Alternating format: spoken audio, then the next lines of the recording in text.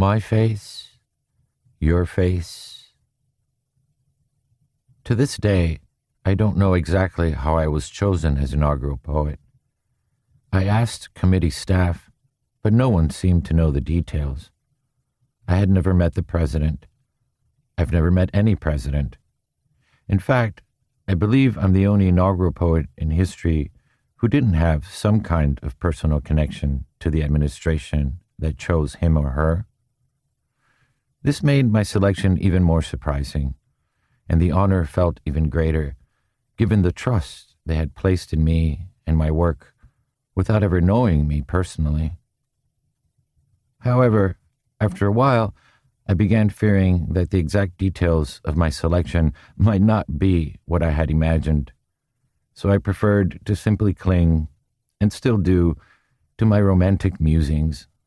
The president reading my books in the Oval Office, so completely absorbed by my work that he tells his chief of staff to hold all his calls, no matter who.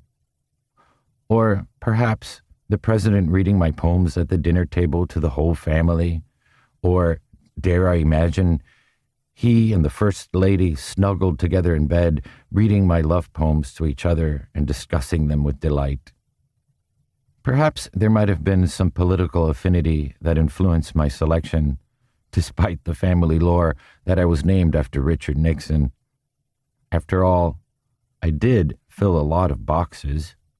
I was the youngest, first openly gay, first immigrant, and first Latino inaugural poet.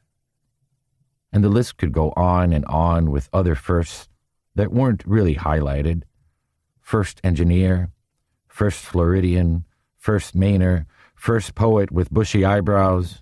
Wait, I think Frost may have beat me on that one. Regardless, I can't help believing that I was selected based on the quality of my work, and that the president must have read my poems and been personally involved in my selection, especially since he is such a literary person and an accomplished writer himself. I also can't help thinking that he may have chosen me because he connected with my story as a child of exiles, immigrants, in the same way that I've always connected with his story. Surely he must have had to navigate questions about cultural identity, his place in America, and the American dream throughout his life, as I've had to do. Questions like the ones I had to face on the first day of my first graduate creative writing course at Florida International University.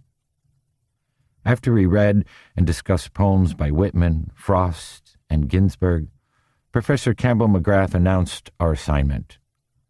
Write a poem about America. Eager yet anxious, I thought, what do I know about America? What is America? Sprawled on my bed that night, and every night that whole week, I continued asking questions that hadn't really surfaced until then. Was I American? Was I Cuban? Both? Neither? Where did I come from?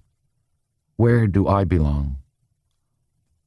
Finally, the day before the assignment was due, I gave up.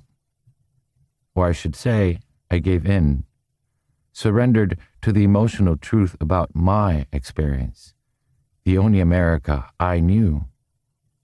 I set to paper a poem I titled in Spanish, America, narrating my childhood pleas for an authentic meal at Thanksgiving, or Thanksgiving, as my mother still calls it, as in San Pedro or San Ignacio or San Cristobal, a whole different kind of feast day.